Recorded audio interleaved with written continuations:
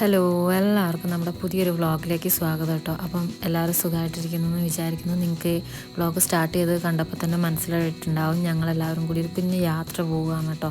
ഞങ്ങളെന്ന് ഉദ്ദേശിച്ചത് അമ്മ ലീവിന് വന്നിട്ടുണ്ട്. അപ്പം ഞാനും അനിയത്തിയും അമ്മയും പിന്നെ ഞങ്ങളെ ഹസ്ബൻഡും മക്കളൊക്കെ ആയിട്ടാണ് കേട്ടോ ഞങ്ങൾ പോകുന്നത്.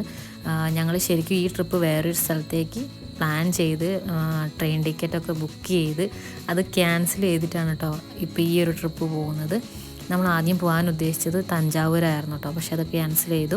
കുട്ടാപ്പി ചേട്ടനും കൂടി വരുന്നെന്ന് പറഞ്ഞുകൊണ്ട് നമ്മൾ ടിക്കറ്റ് ബുക്ക് ചെയ്തിട്ടുണ്ടായിരുന്നില്ല പുള്ളിക്കാരന്. അപ്പോൾ അതുകൊണ്ട് ടിക്കറ്റ് കിട്ടാത്തത് കൊണ്ട് നമ്മൾ ഈ പ്ലാനൊന്ന് ചെറുതായിട്ട് മാറ്റിയിട്ടോ.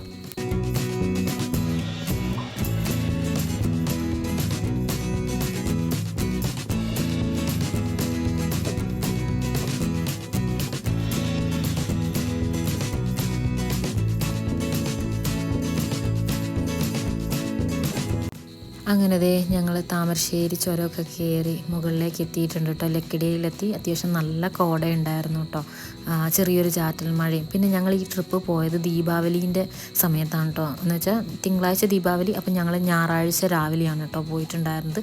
4 മണിയൊക്കെ ആയപ്പോൾ ഞങ്ങൾ വീട്ടിൽ നിന്ന് ഇറങ്ങിയതാണ്. അങ്ങനെ മുത്തങ്ങ ഫോറസ്റ്റ് സ്റ്റാർട്ട് ചെയ്യുന്നതിൻ്റെ കുറച്ച് മുമ്പ് ആ ചെക്ക് പോസ്റ്റ് ഉണ്ടല്ലോ, അവിടെ ഒരു ഇത്താത്താൻ്റെ കടയുണ്ട് കേട്ടോ. അവിടെ കയറി ഞങ്ങൾ ചായ കുടിച്ചു. പൊറോട്ടയും ബീഫും അതേപോലെ തന്നെ പൂരിയും അപ്പവും ഒക്കെ കഴിച്ചിട്ടുണ്ടായിരുന്നു കേട്ടോ. ഫുഡിൻ്റെ കാര്യം ഒന്നും പറയാനില്ലായിരുന്നു കേട്ടോ. അടിപൊളി ഫുഡായിരുന്നു. എനിക്ക് അവിടുത്തെ ബീഫ് റോസ്റ്റൊക്കെ ഭയങ്കര ഇഷ്ടമായി. കാരണം ഞാൻ ബീഫൊന്നും കഴിക്കാറില്ല, വല്ലപ്പോഴേ കഴിക്കും, എനിക്ക് അലർജി ഉള്ളതുകൊണ്ട്. പക്ഷേ നല്ല അടിപൊളിയായിരുന്നു കേട്ടോ ടേസ്റ്റൊക്കെ.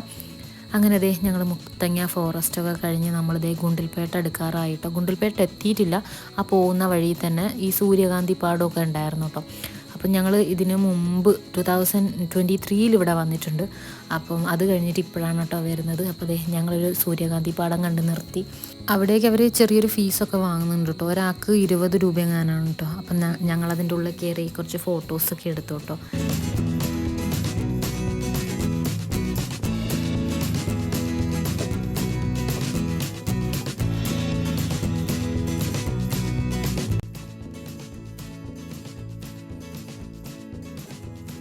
അവിടെ നിന്ന് ഇറങ്ങി ഞങ്ങൾ നേരെ അതിന് ഓപ്പോസിറ്റുള്ള കടയിൽ നിന്ന് ഇത് പോകണം. ഉപ്പിലല്ല മുളക് പൊടി ഉപ്പൊക്കെ തൂവിയിട്ടുള്ള മാങ്ങയൊക്കെ കഴിച്ചു കേട്ടോ. മാങ്ങയൊക്കെ കഴിച്ച് ഞങ്ങൾ നേരെ ഞങ്ങളെ യാത്ര തുടരുകയാണ് കേട്ടോ. ഞങ്ങൾ എങ്ങോട്ടാണ് പോകുന്നതെന്ന് പറഞ്ഞിട്ടില്ലല്ലോ. ഫസ്റ്റ് തന്നെ നമ്മളെ ഫസ്റ്റ് ലൊക്കേഷൻ വരുന്നത് ഹിമവത് ഗോപാലസ്വാമി ഹിൽസ് ആണ് കേട്ടോ. അപ്പം ഗുണ്ടൽപേട്ട എത്തുന്നതിന് മുന്നേ അങ്ങോട്ട് പോകാൻ വേറൊരു റൂട്ട് ഗൂഗിൾ മാപ്പ് കാണിച്ചു തന്നിട്ടുണ്ടായിരുന്നു. പക്ഷെ അതൊരു ഗ്രാമം പോലുള്ള ഏരിയ വഴിയാണ് കേട്ടോ പോകുന്നത്. ഫുള്ള് കൃഷിയിടങ്ങളാണ്. ഇവിടുന്ന് കൃഷി ചെയ്ത സാധനങ്ങളായിരിക്കും ചിലപ്പോൾ ഒരു പക്ഷേ നമ്മളെ നാട്ടിലേക്കൊക്കെ കയറ്റി വിടുന്നത് കേട്ടോ. എന്തായാലും നല്ല അടിപൊളി റോഡാണ്, പക്ഷേ കുഞ്ഞു കുഞ്ഞു ഗ്രാമങ്ങളാണ്. നമുക്ക് ഈ വഴി അധികം വണ്ടികളൊന്നും കാണാൻ പറ്റില്ല. പിന്നെ ഞങ്ങൾ കാളവണ്ടിയൊക്കെ കണ്ടിട്ടുണ്ടായിരുന്നു കേട്ടോ ഇവിടുന്ന്. പക്ഷേ കുറേ പാടം, അതേപോലെ തന്നെ ചെറിയ ചെറിയ കുളങ്ങൾ, അതിൻ്റെ ഇടയിൽ ഈ ജമന്തി പാടങ്ങളും ഉണ്ടായിരുന്നു കേട്ടോ. പിന്നെ ചെറിയ ചെറിയ വില്ലേജുകൾ, കുറച്ച് വീടുകൾ അടുത്തടുത്ത്, പിന്നെ ഒരു അമ്പലം, അങ്ങനെയൊക്കെയാണ് കേട്ടോ ഇവിടുത്തെ ഒരു ഏരിയ. കാണാൻ നല്ല ഭംഗിയുണ്ട്. എന്നാൽ തെങ്ങും പാടവും അങ്ങനെ നമ്മളെ നാടുമായിട്ട് കുറേ സാമ്യമുള്ളതുപോലെ നമുക്ക് തോന്നും കേട്ടോ. എന്തായാലും നല്ല അടിപൊളി ഒരു റൂട്ടായിരുന്നു കേട്ടോ അത്. അങ്ങനെ ഞങ്ങൾ നല്ല നല്ല കാഴ്ചകളൊക്കെ കണ്ടാണ് കേട്ടോ അങ്ങോട്ട് പോയിക്കൊണ്ടിരിക്കുന്നത്. ഇടയ്ക്കൊന്ന് വഴി തെറ്റുമ്പോൾ നമ്മൾ അടുത്ത് ആരോടെങ്കിലും ചോദിക്കും. ചില സ്ഥലങ്ങളിൽ അങ്ങോട്ട് പോകാനുള്ള ചെറിയ ചെറിയ കുഞ്ഞു ബോർഡുകളൊക്കെ വെച്ചിട്ടുണ്ട് കേട്ടോ. കാരണം ഇത് മെയിൻ റോഡല്ല, നമുക്ക് ഗൂഗിൾ മാപ്പ് കാണിച്ചു തന്നൊരു റോഡായതുകൊണ്ട് ചെറിയ ചെറിയ റോഡുകളാണ് കേട്ടോ ഇവിടെ ഉള്ളത്. വണ്ടി പോകാനൊക്കെ കുറച്ച് ബുദ്ധിമുട്ടിയേ, എന്നാലും ഞങ്ങൾ ഫൈനലി അവിടെ എത്തിയിട്ടോ.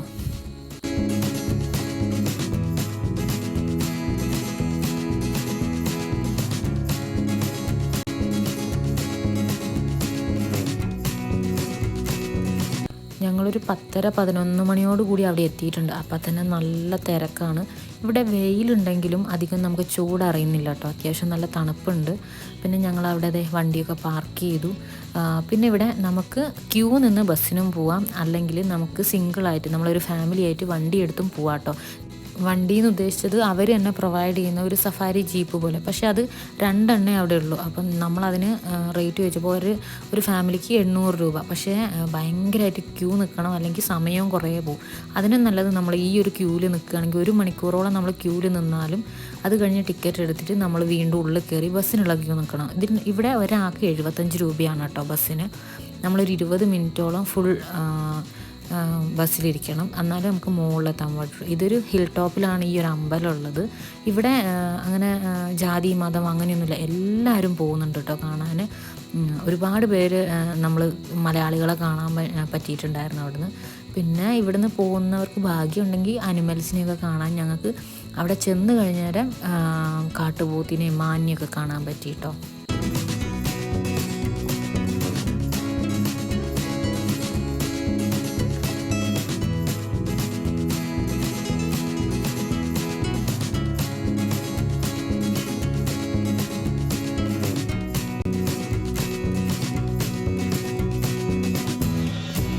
പിന്നെ നല്ല റോഡാണ് കേട്ടോ, ഇവരുടെ തന്നെ ബസ്സാണ്.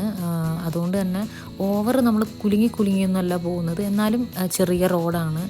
രണ്ട് സൈഡിലും കാണാൻ ഒരുപാട് കാഴ്ചകളുണ്ട്. നമുക്ക് തോന്നും ഈ ബസ് മുകളിലോട്ട് എത്തും തോറും നമ്മൾ കർണാടകേനെ മൊത്തമായിട്ട് കാണാൻ പറ്റുന്ന രീതിയിൽ നമുക്ക് തോന്നും കേട്ടോ. അങ്ങനെ ഇതേ ഒരു വിധത്തിൽ നമ്മളിതേ ഗോപാലസ്വാമി ടെമ്പിളിൻ്റെ അടുത്ത് എത്തിയിട്ടുണ്ട്. അത്യാവശ്യം നല്ല നീറ്റ് ആൻഡ് ക്ലീൻ ആയിട്ട് തന്നെയാണ് കേട്ടോ അവിടെ കിടക്കുന്നത്. ആ ദൂരെ കാണുന്നത് കണ്ടോ, അത് കാട്ടുപോത്താണ് കേട്ടോ. അതിൻ്റെ തൊട്ടപ്പുറത്തും കാട്ടുപോത്തും മാനൊക്കെ ഉണ്ട്. പിന്നെ ഞങ്ങൾ അതിൻ്റെ ഉള്ളിൽ കയറി. പിന്നെ അതിൻ്റെ ഉള്ളിൽ കയറി തൊഴുന്നവർക്കൊക്കെ അവിടെ അന്നദാനമൊക്കെ ഉണ്ടായിരുന്നു കേട്ടോ. ഞങ്ങൾ ചെല്ലുന്ന സമയത്ത് ആ ഉച്ച സമയമായതുകൊണ്ട് അന്നദാനമൊക്കെ കൊടുക്കുന്നുണ്ട്. നമ്മൾ പക്ഷേ കഴിക്കാനൊന്നും നിന്നില്ല. നമ്മൾ ജസ്റ്റ് ചുറ്റും കണ്ടതിന് ശേഷം നമ്മൾ അതിൻ്റെ ഉള്ളിൽ നിന്ന് വേഗം ഇറങ്ങിയിട്ടുണ്ടായിരുന്നു. കാരണം പിള്ളേർ കുറച്ച് അലമ്പാകുന്നുണ്ടോ എന്ന് തോന്നിയപ്പോൾ ഞങ്ങൾ അതിൻ്റെ ഉള്ളിൽ നിന്ന് വേഗം ഇറങ്ങി. പിന്നെ നമുക്കങ്ങനെ ബസ്സിന് ഒരുപാട് ക്യൂ ഒന്നുമില്ല. ഇവിടുന്ന് ബസ് വരുന്നതിനനുസരിച്ച് നമ്മളെ കയറ്റി വിടുകയാണ് കേട്ടോ ചെയ്യുന്നത്. പിന്നെ അവിടുത്തെ ടോയ്ലറ്റൊക്കെ നല്ല അടിപൊളിയാണ്. ചെറിയൊരു സ്പേസാണ്. ഈ ഒരു അമ്പലവും ഈ അമ്പലത്തിനോട് ചുറ്റും ചെറിയ കുറച്ച് സ്ഥലമേ ഉള്ളെങ്കിൽ കൂടിയും അതിനെ അവർ അത്യാവശ്യം നല്ല നീറ്റായിട്ട് കൊണ്ടുപോകുന്നുണ്ട് കേട്ടോ. എന്തായാലും നല്ലൊരു എക്സ്പീരിയൻസ് ആയിരുന്നു ഇവിടെ വന്നത്. ഇത് കഴിഞ്ഞിട്ട് ഞങ്ങൾ പോകുന്നത് എങ്ങോട്ടാണ് അടുത്ത വ്ളോഗിൽ നിങ്ങൾക്ക് കാണാം കേട്ടോ. അപ്പോൾ നിങ്ങൾക്ക് ഈ വ്ളോഗ് ഇഷ്ടപ്പെട്ടാൽ നമ്മളെ ചാനലൊന്ന് സബ്സ്ക്രൈബ് ചെയ്ത് സപ്പോർട്ട് ചെയ്യണേ. അപ്പോൾ ഓക്കെ, ബൈ.